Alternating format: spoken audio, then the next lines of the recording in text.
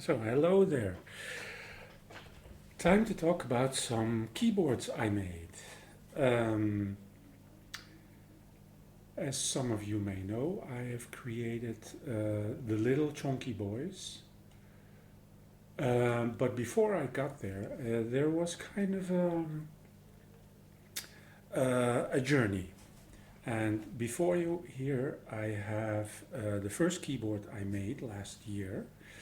This is designed by Mr. Zealot. It's called the Absolem, and it's a hand-wired board that I 3D printed a case for because I was waiting for a AliExpress PCB to come in, and that took a very long time. And in the meantime, my 3D printer came in. And I thought, well, why not just make. I had switches already delivered, some keycaps.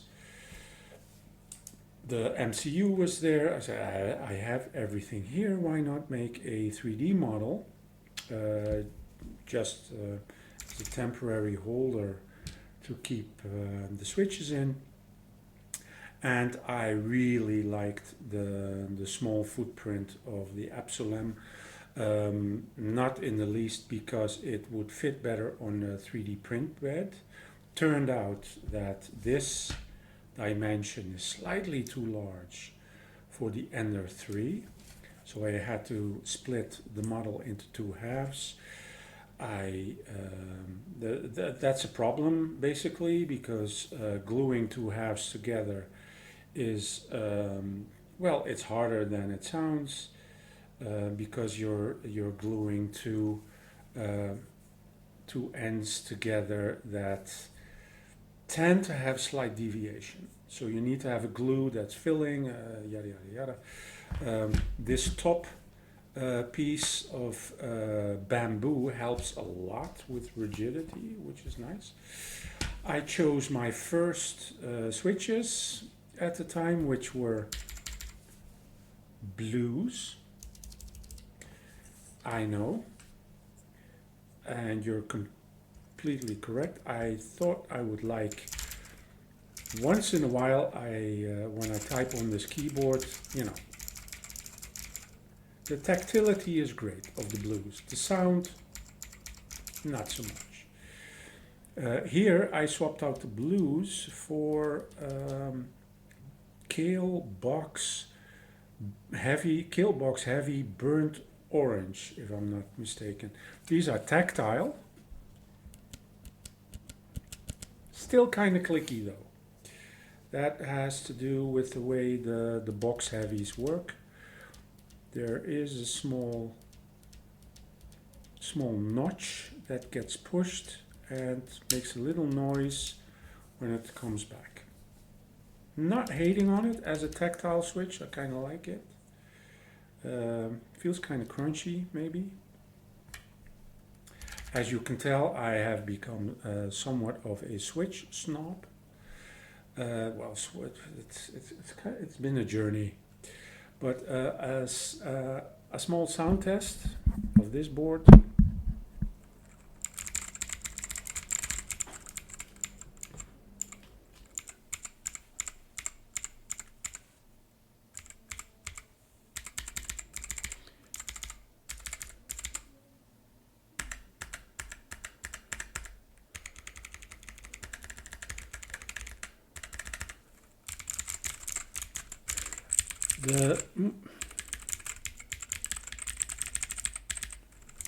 The nice thing about a board like this, which is relatively flat, is that all the switches kind of sound homogeneous, which turns out I think is kind of a big deal. After I built this, I really like this pinky, by the way. But one thing I had sort of an issue with was, well, first of all, there is a kind of a height difference. It's not much, but still, it's like 15 mils, 20 mils with the feet. that it sits from the desk, so I did need a small wrist rest, something like this, and that would be perfect. But the fact that my hands are kind of pushed together, let's move you out of the way a little bit, that my hands are kind of pushed together, kind of a problem. Control space, yeah, there we go. So it's kind of, I thought at least, the thumbs are nice, but I realized I only use these two. This one, my hands are kind of big, so this one makes it feels a little scrunchy. Plus, I need to, well, long story short, I dove into the dactyl, and I built this one. It's called the Chunky Boy. It's a real chunky boy, and that was by design because I lifted the mount plate. As you can tell, I use Blender for this. I took the mount plate from a dactyl generated model, and I modeled the case around it by hand in Blender. And turns out getting a thumb cluster connected to the main mount plate and to get a good bezel going, kind of tricky. There is the devil is in the details. So I decided, well, you know, if the devil is in the details, let's make these details really big. So I did. So I made it really chunky. So I knew I had enough space inside to get the MCU in, get all the wiring done. Plus a big bezel. You know, the keyboard itself is not that big. A bit of a bezel, it's 1 centimeter. Plus this area, kind of nice to rest your pinky on, kind of nice. Here also rest your thumb, type, thumb. Again, need a wrist rest. Get this one kind of too low.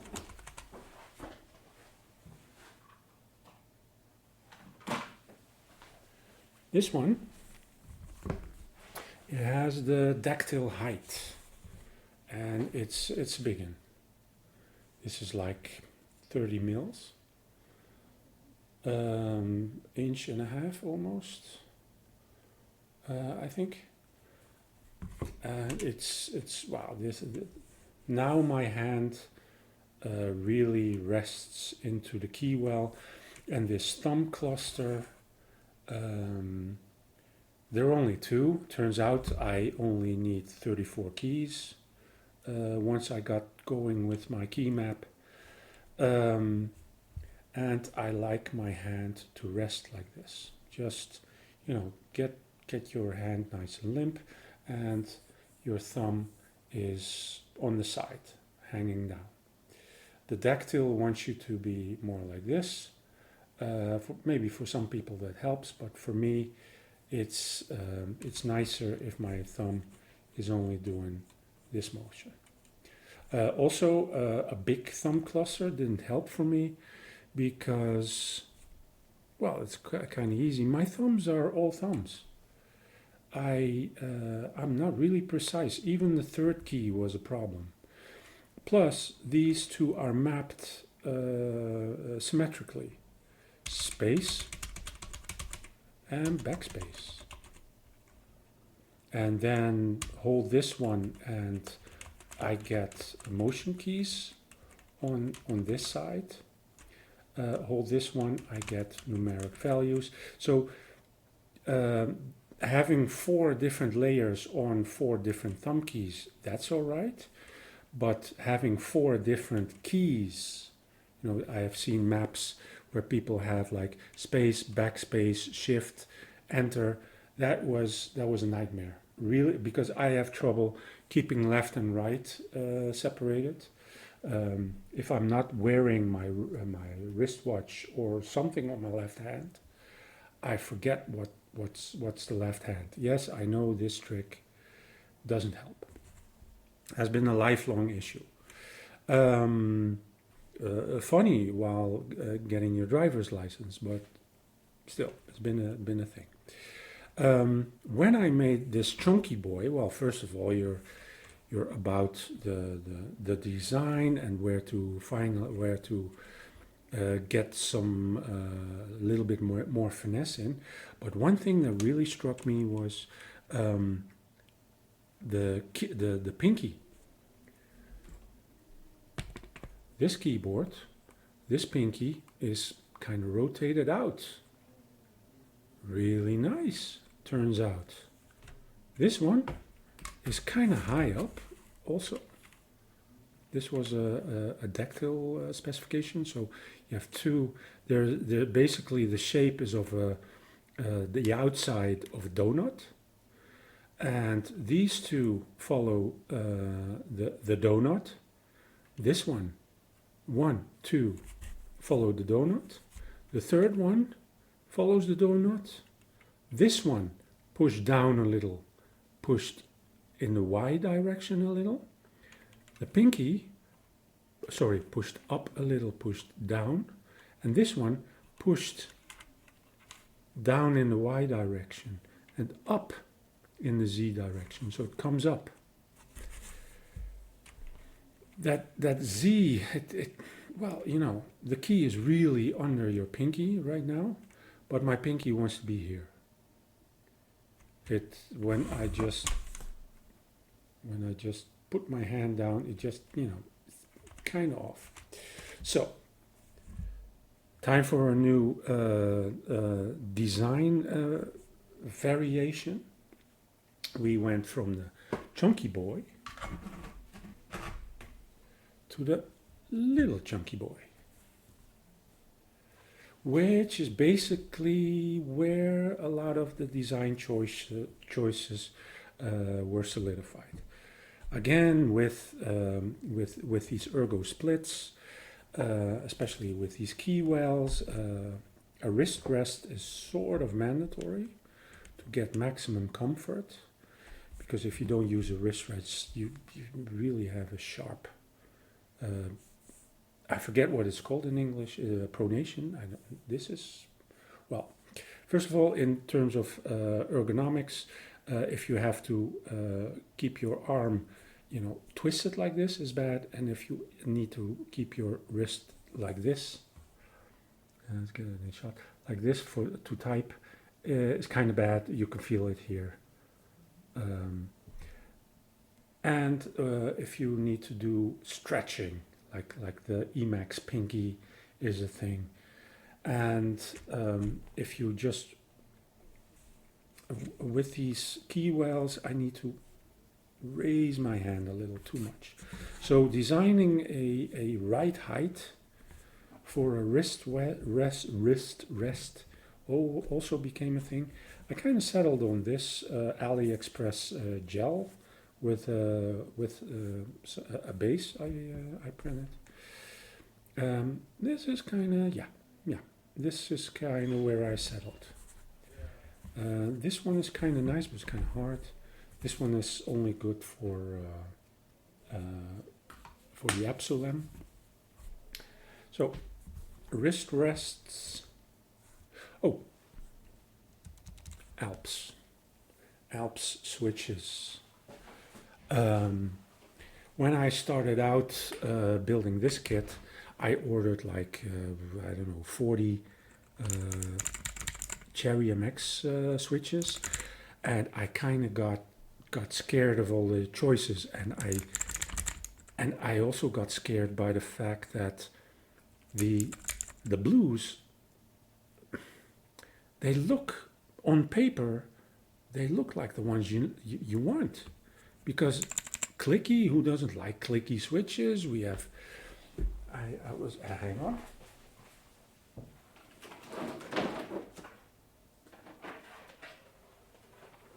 Allez. Oof, yeah, baby.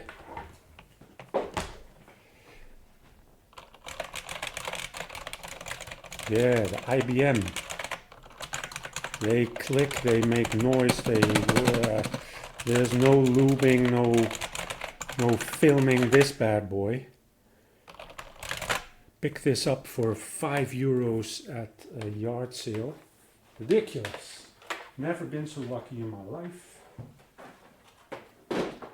Alright, back. Funny thing about that IBM is where I started to develop pains and aches. Alright, so here we go. Helps. I was watching the Gyrosom 22. Sorry, this one is working.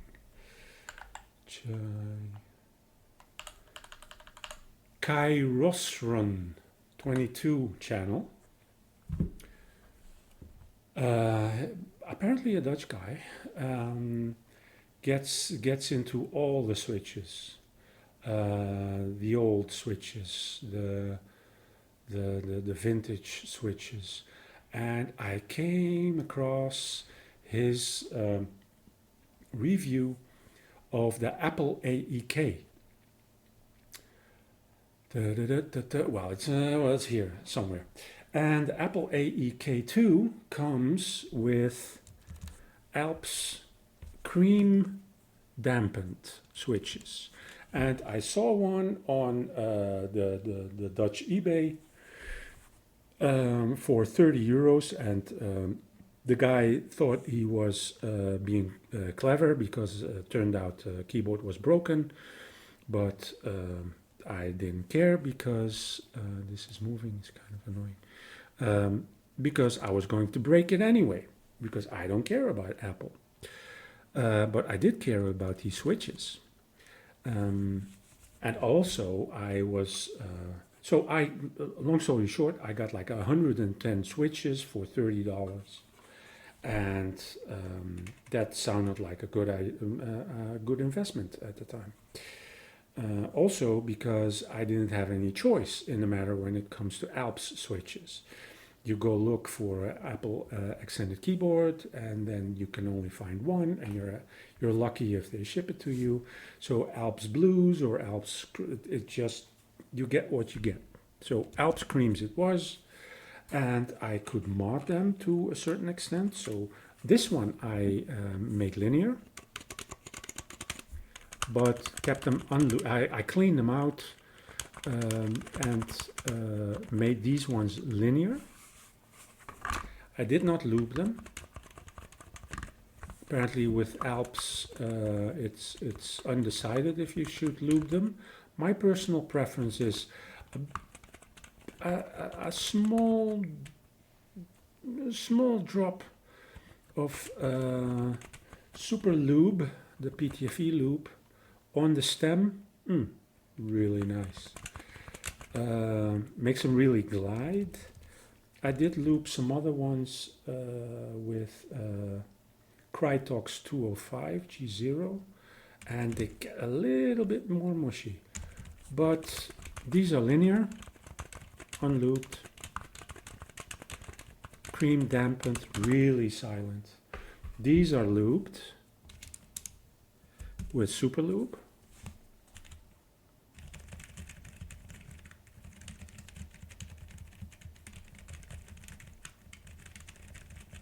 Can you hear that? I have no idea. They're really silent.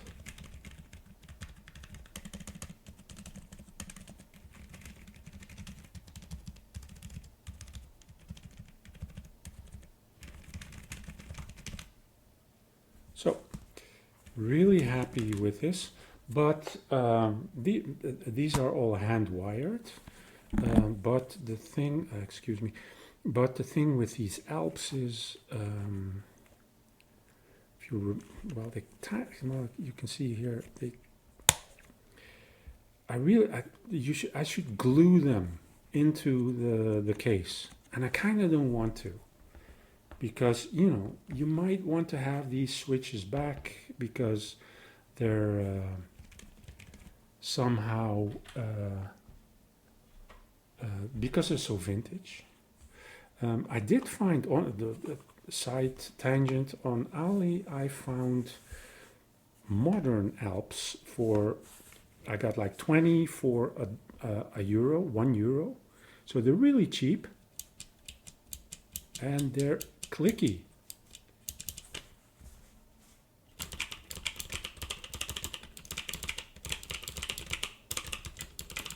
Almost, well, I don't want to brag, but well, they're nothing near the Alps Blues. But the problem with these ones, YYT switches, they're called, if I remember correctly. But these are heavy. I think they're even on AliExpress, they're advertised as being foot switches, which, I can, yeah, they don't stay. They're really just like keyboard switches. But this is a workout.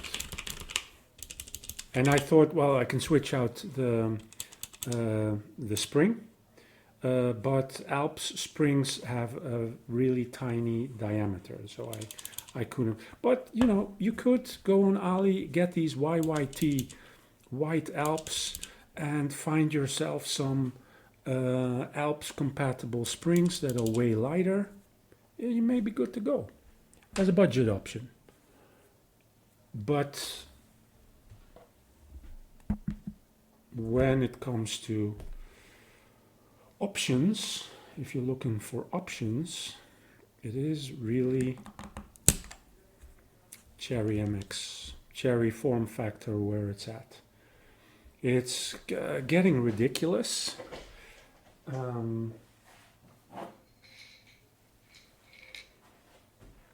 I get like, I don't know. These are I think these are taxis. I forget. No, these are other ones. YTC, TCC, I forget. Problem is, not loving these switches. They're perfectly fine. I lubed them, I filmed them, I put some love in. These blue ones are tactile. These pink ones are linears. They should be fine.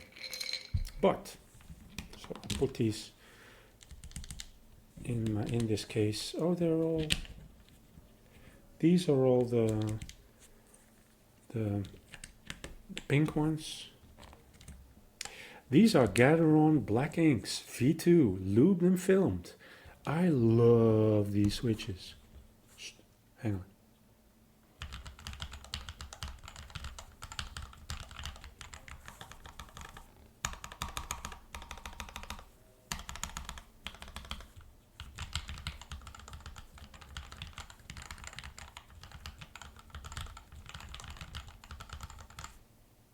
Ooh, took a while before I got to that.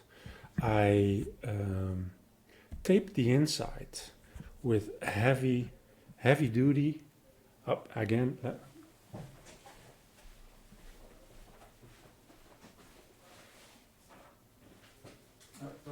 we go. So on Ali, I was looking for grippy rubber to keep your keyboard from slipping. Turns out harder than you think. So I got this tape, thinking it was advertised to be grippy. Turns out not really grippy, but kind of chunky, kind of thick rubbery tape. So I thought I taped the inside of the case, 2 layers. Ooh, yeah. So nice. And I could do that because this design of the case, hot swap. If I'm lucky, that is the intent, by the way, I won't have to go into this case anymore, providing these hot swap switches don't fail. Here we go. Also, I kind of cheated. I put some dampening rings. I know people hate them, but I love them. I like a thocky thock, but not too much. I don't like loud keyboards. So here we have these also linears and looped and filmed. These are these pinks, blacks, Gateron ink.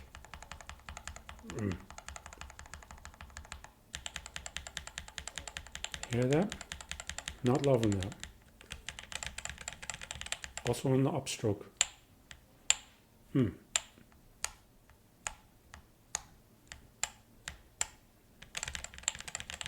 These are these pinks. Now I need to be kind of careful because this keyboard is live.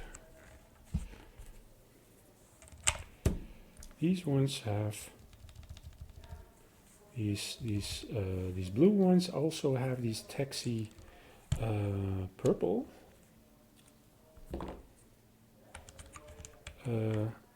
Both of them are tactile because I am still looking for a good tactile switch. Purple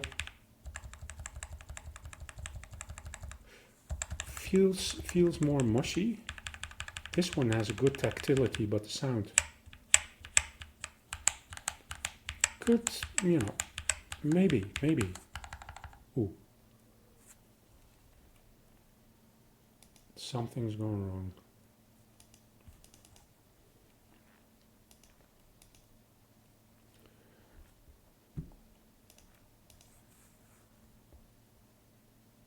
Something's happening, you guys. All right, maybe the screencast is well, the screencast is kind of going crazy right now. Anyway, so I should not have done that. Maybe. Also got this tape, by the way, thinking it would be grippy. Turns out, no. But as a case insulator, kind of great. So now we end with this keyboard, which is basically sort of, these two are siblings. This one is the wired but flat. The key well is really as unpronounced as I could make it without sacrificing the space. I need some space for the microcontroller under here, and still need a wrist rest. Still need it, but not a Chungus one. So this one being wired also and with the hot swap, I consider this one to be, more rugged. This one can go out. This one I can bring with me. Because this one is actually is Bluetooth with micro BLE from Jean-Paul Constantino, if I'm not mistaken. If I pronounce it correctly, and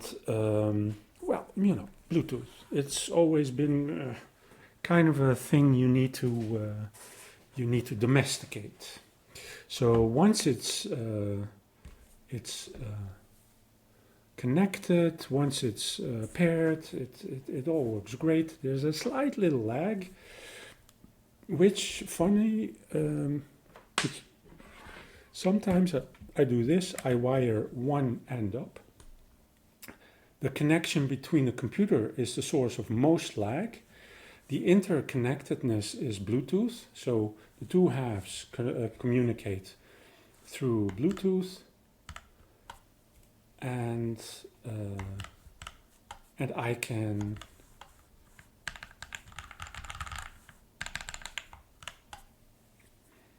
type to my heart's content. It works really well. So this is my daily driver, and the way I built this was I made a script in Blender. In Blender itself is basically an in-file script, and in the header I declare the parameters, and then you press run, and it takes a little while because here there are four objects created, and if I'm not mistaken 6 should be there. Here we go. There's the rest, 8 even. But I delete these ones, I delete them out when I save the file, because it would balloon the file size to 80 megabytes, which is already ridiculous. But GitHub doesn't like really big files. But you get these files, these are created. So basically you get a cutter, which is like a Boolean object, which is a mesh. And one for the left hand and one for the right hand. The right hand is still, you know, left hand, right hand. They're still on the right hand position. And the reason why they are differentiated like this is because of the hot swap cavities. Because what I did was the script only makes a right hand side and then mirrors it. Get to that in a minute. Mirrors it, and when I do the mirroring, I cannot mirror the cavities. So well, there is a little trick involved, but I don't want to get into that. I'll get into that in a different video. Okay, so then there is a cavity, then there are the actual keys, which is basically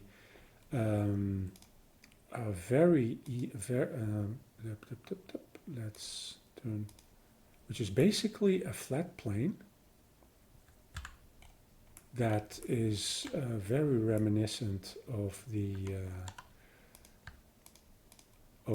dactyl approach, where you distribute squares along the perimeter of a torus, and then per column you maybe do some extra, like here you rotate, you move up and down a little bit, and then you connect these squares together.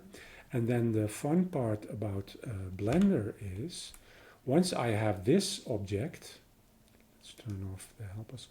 Once I have this object, I can add a modifier called thicken. So I have the thickness of the mount plate, and I tried to make them as thick as I could for the thockiest of the thock sound. And I use this cutter, like here, this cutter, as a Boolean. And so that is a mount plate. So this is basically the geometry, all the geometry that I really need to generate. Now for the case I did some, the case you need to manually model around it. And this is the case. The case is basically a piece of geometry that is closed. Let's turn off the mount plate. This is the geometry. So if you change your model, escape, escape. As you can tell, my escape is a combo. Modifier keys are home, this is shift. Home row modifiers, but then one row down. Because I don't want home row modifiers, but I do want row modifiers. So anyway, another video for another time. So if you change the mount plate, you should adjust this model. Because this model is linked, is the parent. Excuse me, why is, oh, this case left, sorry. That is the parent of this model, which is basically, it's called a, ooh, that's a good idea. What's it called? No, it's not parented. I can copy, duplicate linked. It's what you do with Alt-D. So you make a linked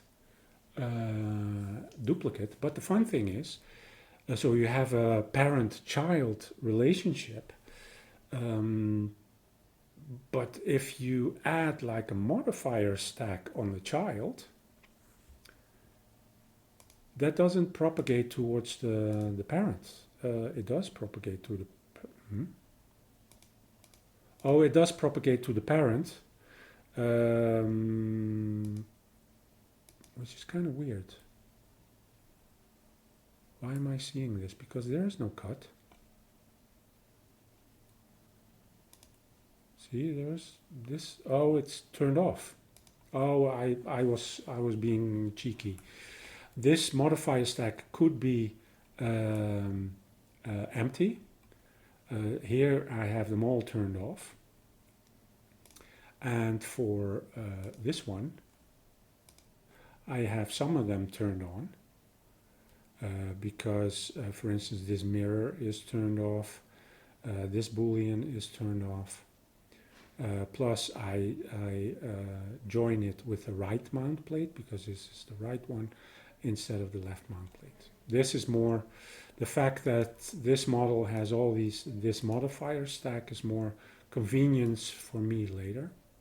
But anyway, I can make duplicate copy and have them be linked and then add some extra modifiers on the linked copy, which is especially apparent when I look at the left side. Left side is basically this case,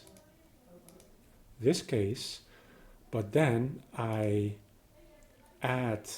join it with the mount plate and I mirror it. So I have this one.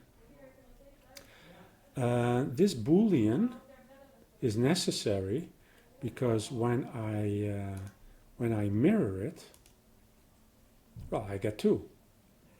So I use a boolean to cut off the original one. Kind of hacky, I know, but you know, they're relatively small models, so I think I got away with it.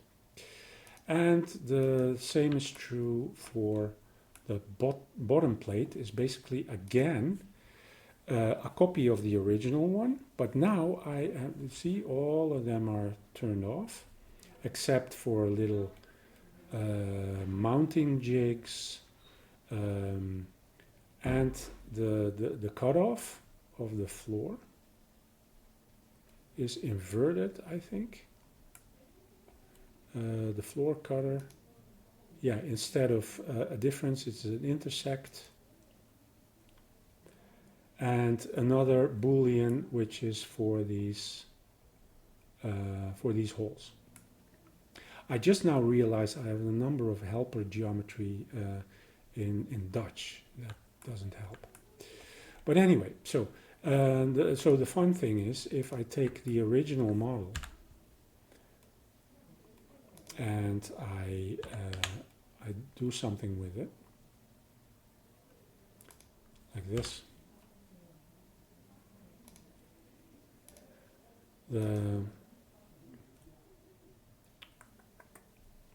oh sorry, left side. So the left side, the right side, both cases follow suit.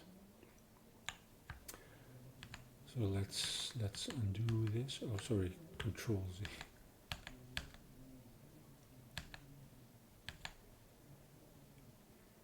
And there we go. Undone. So I'll probably make another video going more in depth in this script. But as an overview, I think this is been as concise as I could make it. I am a bit of a rambler. So thank you for watching, and maybe see you